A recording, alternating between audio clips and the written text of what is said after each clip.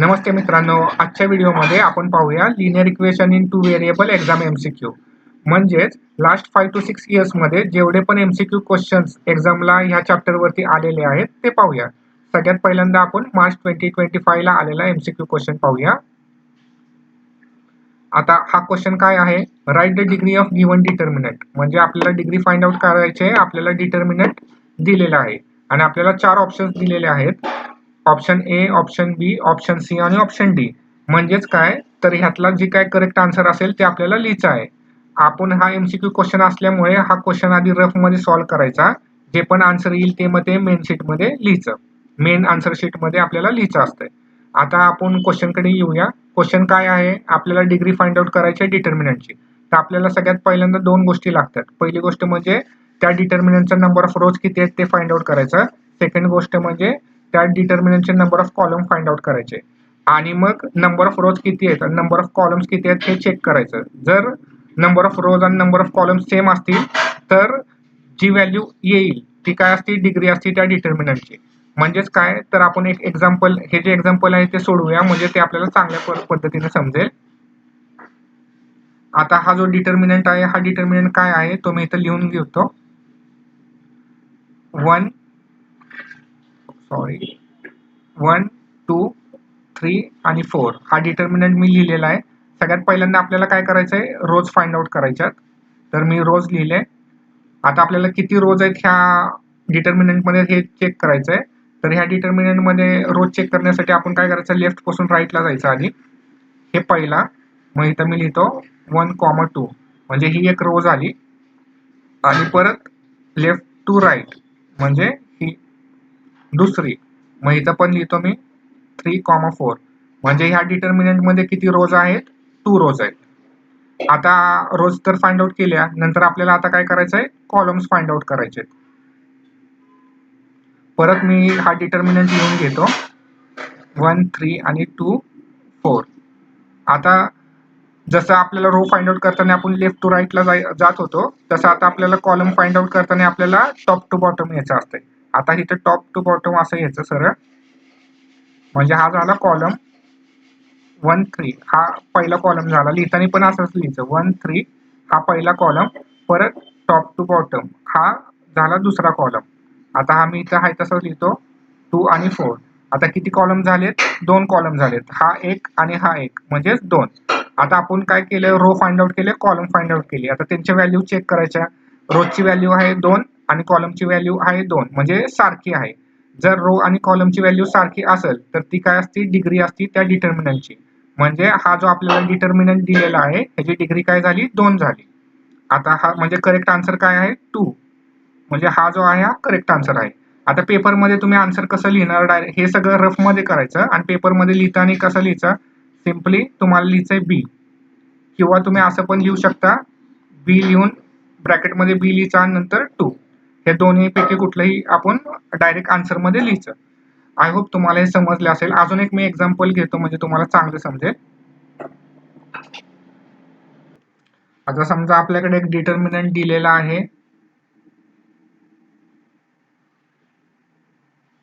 तो म्हणजे 1 2 3 4 5 6 7 8 9.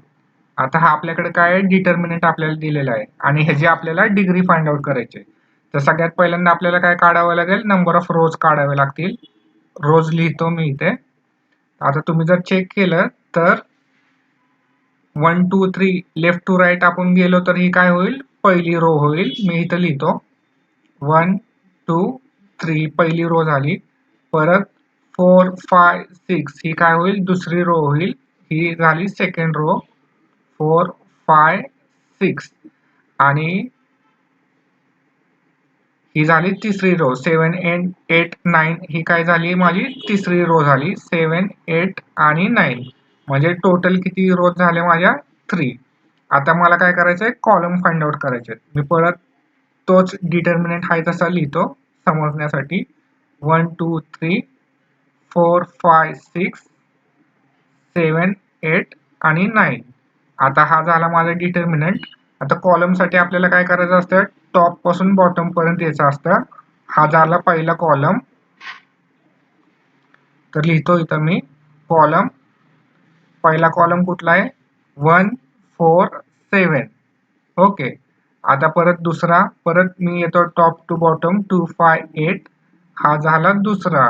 इथं लिहिताना काय लिहिणार मी 2 5 8. आता तिसरा टॉप टू बॉटम जर गेलं 3 6 9 येतोय. हा झाला माझा तिसरा कॉलम, हा आहे माझा दुसरा आणि हा आताचा आहे तो तिसरा आहे. तिसरा इथं लिहिताना मी कसं लिहीन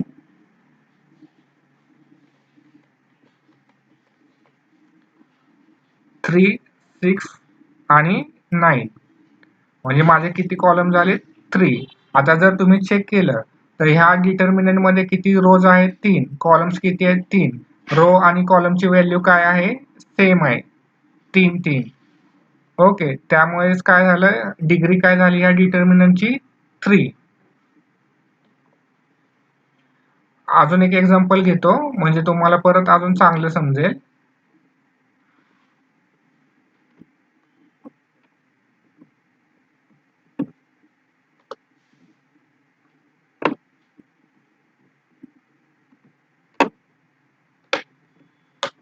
आता समजा आपल्याला एक डिटर्मिनंट दिलेला आहे,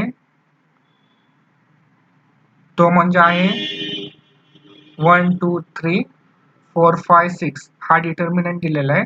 आता आपल्याला रोज काढायच्या, तर आपण कसं काढणार रोज, तर ही पहिली रो आणि ही दुसरी रो. पहिली रो काय आहे 1 2 आणि 3, म्हणजेच लेफ्ट पासून राईट पर्यंत, आणि दुसरी रो काय आहे 4 5 6, म्हणजे लेफ्ट पासून राईट पर्यंत 4 5 आणि 6.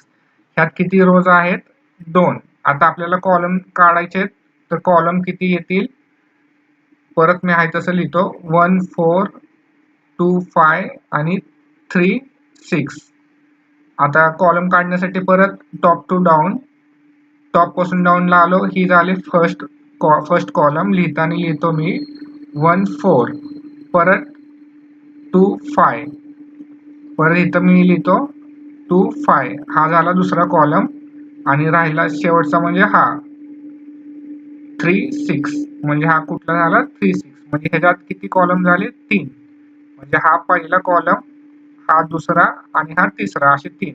आता आपला नियम काय आहे, रोज ची व्हॅल्यू बघायची किती आहे आणि कॉलमची व्हॅल्यू बघायची. आता रोजची व्हॅल्यू किती आहे 2, कॉलमची व्हॅल्यू किती आहे 3. त्यामुळं कसं आहे, हे दोन सेम आहेत का, नाही आहेत, 2 आणि 3 हे वेगळे आहेत. जर हे सेम नसल्यामुळे आपल्याला हा जो दिलेला डिटर्मिनंट आहे ह्याची डिग्री काढता येणार नाही. म्हणजे थोडक्यात काय, जर रो आणि कॉलमची व्हॅल्यू सेम असेल तरच ती काय होती डिग्री होती त्या डिटर्मिनंटची, आणि जर वेगळे असेल तर आपल्याला त्याची व्हॅल्यू काढता येत नाही. मग अशा केसमध्ये आपण काय लिहू शकतो, we cannot find the value of determinant, degree of the determinant since rows and columns are different. Okay. I hope हा क्वेश्चनचा आन्सर तुम्हाला समजला असेल. आता आपण परत सेकंड क्वेश्चन पाहूया.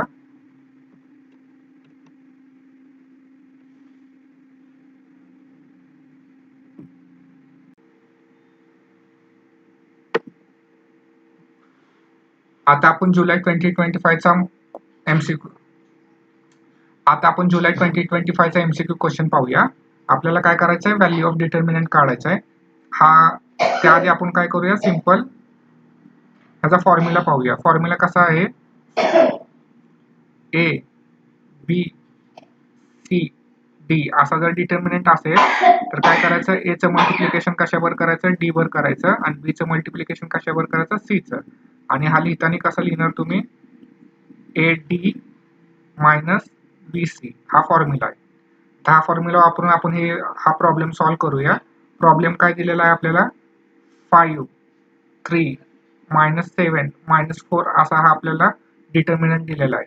तर ह्या फॉर्म्युल्यानुसार आपल्याला काय करायचं आहे, 5 चं मल्टिप्लिकेशन कशावर करायचंय 4 वर करायचंय, आणि 3 चं मल्टिप्लिकेशन कशावर करायचंय 7 वर करायचंय. तर हे मल्टिप्लिकेशन करूया आपण. इथं 5 हाय तसा लिहिला मल्टिप्लिकेशनचं साईन, आणि त्याचं मल्टिप्लिकेशन कशावर 4 वर, आणि मग म्हणजेच एडी झाला. 5 म्हणजे काय ए, आणि -4 म्हणजे काय डी, आणि ही जी मायनसची साईन आहे ही मध्ये. आता बी सी चं मल्टिप्लिकेशन, बी म्हणजे काय आपला 3 चं मल्टिप्लिकेशन कशावर -7 वर. मग 3 हाय तसा लिहायचा मल्टिप्लाइड बाय -7. ओके. आता हे झाल्यानंतर 3 काय आपला बी आहे आणि सी काय -7 काय आपला सी आहे. तर 5चं मल्टिप्लिकेशन 4 वर जेव्हा आपण करू तेव्हा काय येईल 20 आणि ही जी मायनसची साईन आहे ती आहे तशी. ही पण मायनसची साईन आहे तशी. आता 3चं मल्टिप्लिकेशन 7 वर केल्यानंतर काय येतं 21 आणि ही -7ची साईन पहिली आपण आहे तशी लिहिली आणि आन्सर काय येईल 21. जेव्हा 3 ने 7 ला मल्टिप्लाय केल्यावर 21 येतं. आता आपल्याला काय करायचं आहे, ही जी मायनस साईन आपल्याला दिलेली आहे हिने 8 मल्टिप्लाय करायचं ब्रॅकेटच्या आत. तर काय होईल ते प्लस होईल. म्हणजे काय होईल इथं -20 मायनस मायनस प्लस 21. आता -20 प्लस 21 काय येतं आन्सर 1. आता जर तुम्ही नीट चेक केलं जर आपण असं पण करू शकतो -20 आहे प्लस 20 आहे या दोघांची जर सबट्रॅक्शन केली 21 मधून जर 20 मायनस केलं तर आन्सर येतं 1. आता जे आन्सर येईल ना त्याला मोठ्या नंबरची साईन द्यायची असते. आता इथं जर तुम्ही बघितलं हा 20 नंबर आहे आणि 21 नंबर आहे. ह्या 20 आणि 21 मध्ये कोण मोठा आहे 21 मोठा आहे. 21 ची साईन कुठली आहे प्लस. त्यामुळे आपला आन्सर काय आलं 1. म्हणजे आपण असं पण लिहू शकतो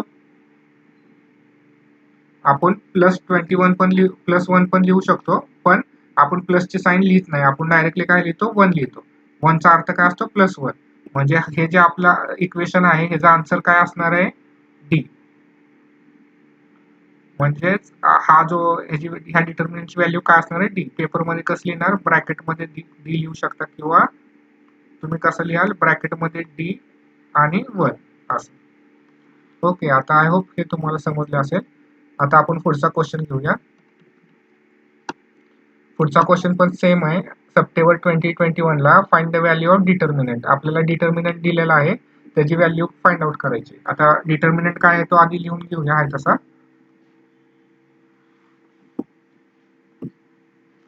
आता डिटर्मिनंट काय दिलेला आहे मी इथं लिहितो 2, 3, 4 आणि 5 हा डिटर्मिनंट आहे.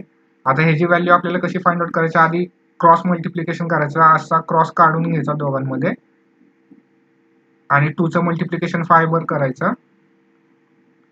2चं मल्टिप्लिकेशन 5 वर मध्ये मायनसची साईन मग 3चं मल्टिप्लिकेशन 4 वर करायचं. ओके. आता 5 इंटू 2 किती येतात 10. ही मायनसची साईन आहे तशी 3 इंटू 4 किती येतात 12. आता 10 - 12 करायचं जर अवघड जात असेल तर काय करायचं मोठा नंबर मधून काय करायचं छोटा नंबर मायनस करायचा. 12 - 10 किती येईल 2. ओके. आता जे आन्सर येईल त्याला साईन कुठलं द्यायचं तर ह्या दोघांमध्ये सगळ्यात मोठा नंबर कुठला आहे मोठा नंबर 12 आहे त्याची साईन मोठा नंबर कुठला आहे 12 त्याची साईन कुठली आहे मायनसची. त्यामुळे हे जे आन्सर येईल त्याला कुठलं साईन देणार मायनसचं. म्हणजेच जे आपलं आन्सर असेल त्याचं ह्या क्वेश्चनचं आन्सर काय आहे -2. मग इथं लिहिताना आपण कसं लिहिणार आहोत एक्झाममध्ये डी किंवा ब्रॅकेटमध्ये डी लिहायचा आणि -2 हा झाला आन्सर. म्हणजे सप्टेंबर 2021 चा आन्सर काय येईल डी -2. आता आपण पुढचा क्वेश्चन पाहूया. जुलै 20 आता हा क्वेश्चन मेन आहे. हा क्वेश्चन दोन इयर्सला आलेला आहे. जुलै 2024 ला पण आलेला आहे आणि मार्च 2020 ला पण आलेला आहे एमसीक्यू. आता हा एमसीक्यू जर तुम्ही नीट चेक केलं तर काय करायचं आपल्याला for simultaneous equation in variable x and Y if dx is equal to 49, dy is equal to -63 and d is equal to 7, then what is the value of x. आता हे महत्वाचं आहे. तुम्हाला काय करायचं आहे x ची व्हॅल्यू फाइंड आउट करायची. आपल्याला काय करायचं आहे x ची व्हॅल्यू फाइंड आउट करायची. ह्या इक्वेशन मध्ये x ची व्हॅल्यू फाइंड आउट करायची. म्हणजे आता हा dx आहे dy आहे तर हा काय झालेला आहे क्रॅमर रूल झालेला आहे. क्रॅमर रूलचा फॉर्म्युला आपल्याला माहिती आहे सिंपल आहे. क्रॅमर रूलचा फॉर्म्युला काय आहे सिंपल. जर समजा आपल्याला x ची व्हॅल्यू काढायची असेल तर आपण कसं लिहितो dx अपॉन d. ओके. आता इथं आपल्याला dx ची व्हॅल्यू दिलेली आहे. dx ची व्हॅल्यू किती दिलेली आहे 49.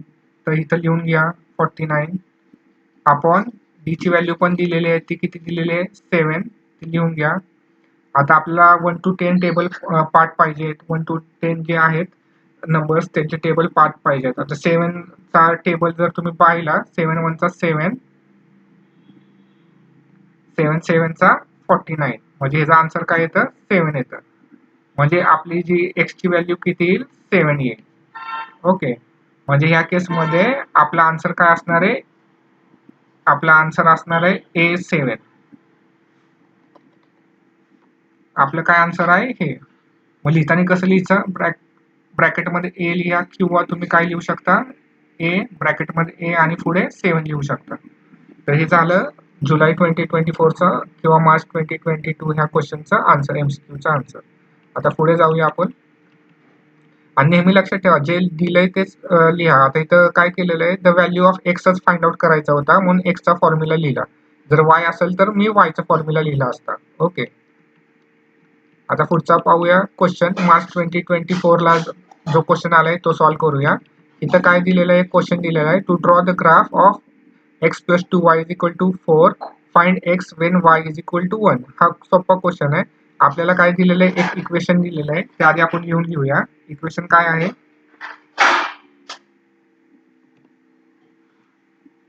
हे सगळं लिहायचं ते रफ वर्क मध्ये, जसं मी तुम्हाला आधी सांगितलंय ते सगळं रफ मध्ये करायचं.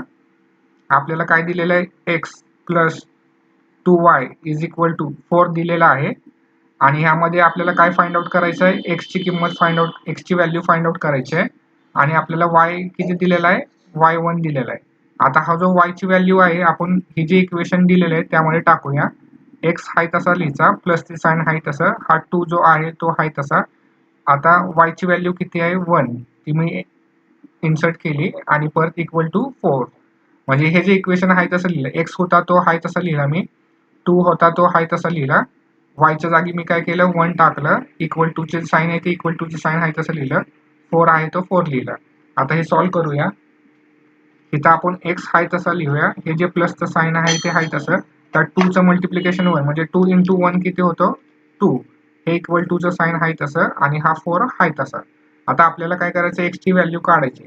आता हा +2 ला आपल्याला काय करायचंय, तिकडं न्यायचंय, म्हणजे आपल्याला हा ह्या साईडला न्यायचा, = च्या ह्या साईडला न्यायचा आहे. तर आपण कसं करणार आहोत, तर ज्यावेळेस आपण ज्यावेळेस एखादा नंबर = च्या दुसऱ्या साईडला नेतो त्यावेळेस त्याची साइन चेंज होते. म्हणजे काय, तर हा x आहे तसाच, हा = साइन आहे तसा, 4 आहे तसाच. आता 2 ला आपण काय करतोय, = च्या उजव्या बाजूला नेतोय, तर +2 काय होईल -2 होऊन जाईल. समजलं? म्हणजेच काय, ज्यावेळेस आपण एखादा नंबर लेफ्ट पासून राईटला नेतो = च्या, तर नंबरची साइन जी काय असेल ती चेंज होते. म्हणजे आता इथं काय होतं, प्लस होता, = च्या त्या साईडला गेल्यानंतर तो काय झाला मायनस झाला. आता हे सॉल्व्ह करूया. x = 4 - 2 काय येईल 2, म्हणजे आपला आन्सर काय येतंय 2. म्हणजे हा जो क्वेश्चन आहे MCQ त्याचा आन्सर काय आहे, बी आन्सर आहे. मग लिहिताना तुम्ही कसं लिहाल, ब्रॅकेटमध्ये बी लिहाल किंवा तुम्ही असं पण लिहू शकता B2. ओके, आता आपण पुढचा क्वेश्चन पाहूया. जुलै 2023चा बघूया. आपल्याला परत इथं काय केलेलं आहे, find the value of determinant. म्हणजे आता आपण बघितलेलं आहे डिटर्मिनंटची व्हॅल्यू कशी फाइंड आउट करायची असते. सिंपल जो पण डिटर्मिनंट दिलेला आहे तो आधी लिहून घ्या. आता आपल्याला काय डिटर्मिनंट दिलेला आहे, आपल्याला इथं डिटर्मिनंट दिलेला आहे 3 4 2 5 हा डिटर्मिनंट दिलेला आहे. मग असा डिटर्मिनंट लिहायचा, परत ह्या दोघांमध्ये असा क्रॉस काढायचा, म्हणजे ह्याचा अर्थ काय मल्टिप्लिकेशन. 3 चं मल्टिप्लिकेशन कशावर करायचं 5 वर. लिहिताना आता कसं लिहितो मी तुम्हाला समजण्यासाठी, 3 × 5. ओके, 3 चं मल्टिप्लिकेशन 5 वर, म्हणजे मायनसची साइन टाकायची. परत 2 चं मल्टिप्लिकेशन कशावर करायचं 4 वर, 2 × 4. परत = ची साइन आहे तशी, 3 × 5 किती होतात 15, ही मायनसची साइन आहे तशी, आणि 4 × 2 किती होतात 8. आता मग आपला आन्सर किती येईल, 15 - 8 7. ओके, आता इथं जर तुम्ही चेक केलं ना नीट बघा, इथं साइन कशी आहे, प्लसची साइन आहे. म्हणजेच काय, प्लस म्हणजे काय, हे दोन नंबर आपल्याला दिलेले आहेत 15 आणि 8, ह्यामध्ये 15 ची साइन प्लस आहे, 8 ची साइन मायनस आहे. मग जे पण आपला आन्सर असतं त्याला मोठ्या संख्येची साइन द्यायची असते, मोठ्या नंबरची. त्यामुळे इथं आपल्याला काय केलेलं आहे, आपण प्लस साईन दिले, म्हणजे आपण लिहिताना असं प्लस लिहित नाही, पण ऍक्च्युली तिथं तो प्लस असतो. म्हणजे लिहिताना आपण काय कन्सिडर करतो, हा +7च आहे. मग आपला आन्सर काय आलेला आहे 7. मग एक्झाम मध्ये कसं लिहा तुम्ही, बी किंवा B7. ओके, जुलैचा हा क्वेश्चन झालेला आहे. आता आपण पुढचा पाहूया. आता मार्चचा क्वेश्चन सॉल्व्ह करूया. मार्चला सेमच आहे. मार्च हा क्वेश्चन जो आहे हा दोनदा आलेला आहे. मार्च 2023 ला पण आलेला आहे, नोव्हेंबर 2020 ला पण आलेला आहे. हा 1 मार्काचा क्वेश्चन आहे. आपल्याला सगळं दिलेलं आहे. काय क्वेश्चन आहे, to draw the graph of 4x + 5y = 19, find y when x = 1. म्हणजे आपल्याला इक्वेशन दिलेलं आहे, आपल्याला x ची व्हॅल्यू दिलेली आहे आणि आपल्याला काय करायचं आहे, y ची व्हॅल्यू फाइंड आउट करायची आहे. ओके, तर आपण बघूया कशी फाइंड आउट करायची. जे काही इक्वेशन दिलेले आहे त्या आधी आपण काय करूया, रफ वर्क मध्ये लिहून घेऊया. इक्वेशन काय आहे, 4x + 5y = 19. आता x ची व्हॅल्यू काय दिलेली आहे, x ची व्हॅल्यू आपल्याला 1 दिलेली आहे, ती ह्या इक्वेशन मध्ये टाकूया. 4 आहे तसाच, x ची व्हॅल्यू काय आहे 1 आहे, ती मी टाकली. प्लसचं साइन आहे तसं, 5 आहे तसा, y आहे तसा, = आणि 19. आता हे सॉल्व्ह करूया. 4 × 1 4, प्लसचं साइन आहे तसं, 5y आहे तसे, = 19. आता आपल्याला प्लसला ह्या प्लसला काय करायचं आहे, इकडं =च्या इकडे शिफ्ट करायचंय, म्हणजे ह्याला आपल्याला थोडक्यात इथं न्यायचंय. तर काय होईल, साइन चेंज होईल. म्हणजे कसं लिहिताना कसं लिहिणार आपण, आधी डायरेक्टली 5y लिहायचं. 5y ही आहे तशी, ही =, साइन आहे तसं, 19 आहे तसं, आणि 4 जो हा होता लेफ्ट साईडला, तो आता आपण काय करतोय राईट साईडला घेऊन जातो =च्या. आता हे लक्षात घ्या, इथं साइन आहे, ही लेफ्ट बाजू असते, ही राईट बाजू असते. ओके, आता आपण काय करतोय, लेफ्ट पासून राईटला जातोय, म्हणजे 4 कुठे नेतोय, लेफ्ट पासून =च्या राईटला नेतोय. आता 4 ची साइन काय आहे, प्लस, काय नाही म्हणजे प्लस साइन आहे, आणि ती आता काय होईल, मायनस साइन होईल. मग इथं काय लिहिणार आपण, मायनस लिहिणार. ओके, मग आता काय होईल इक्वेशन, 5y = 19 - 4 काय होतं, 15. आता हे कसं सोडवणार, आता हे जर तुम्ही नीट चेक केलं तर हा कसा आहे,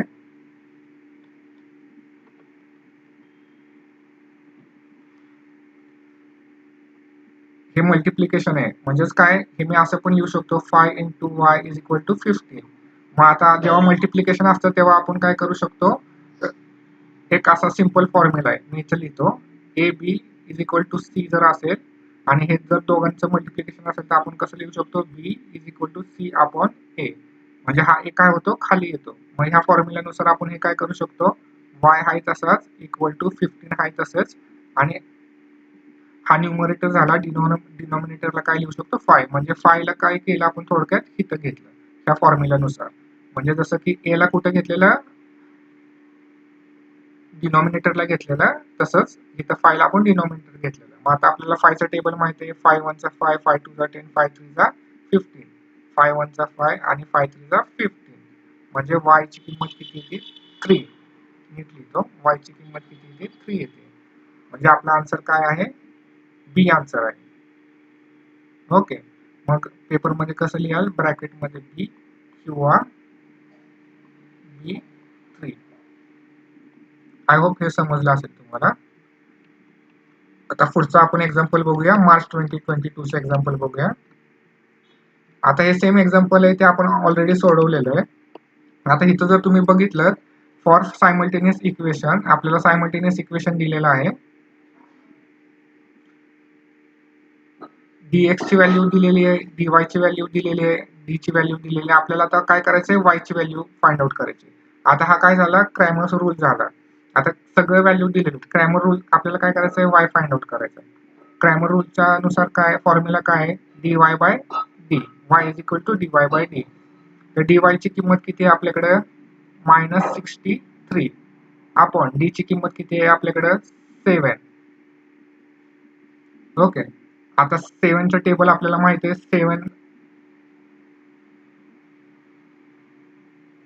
7 चा टेबल आपल्याला सगळ्यांना माहिती आहे. 7 चा टेबल मध्ये 63 किती येतात, 9 चा. 7 1 चा 7, 7 9 चा 63, बरोबर. मग हे जी मायनसची साईन आहे ही आहे तशी, हे जे 9 आहेत हे आहे तशी, म्हणजे आपला आन्सर काय येत आहे -9. म्हणजे आपला आन्सर कुठलं येतं डी. मग लिहिताना कसं लिहा डी, किंवा आपण पेपरमध्ये कसं लिहू शकतो डी -9. ओके. आय थिंक अशा पद्धतीने आपण काय केलेलं आहे, सगळे जे एमसीक्यूज आहेत चॅप्टर 1 चे ते सगळे कव्हर केलेले आहेत. हे सगळे जे आहेत ते आपल्याला एक्झामला आलेले आहेत. सगळेच काय जर तुम्हाला डाऊट असतील तर कमेंट सेक्शन मध्ये टाका. कमेंट सेक्शन मध्ये तुम्ही कमेंट करा. आपण जर नाही समजलं तर परत व्हिडिओ करूया त्या क्वेरीजवर. Okay. Thank you for watching.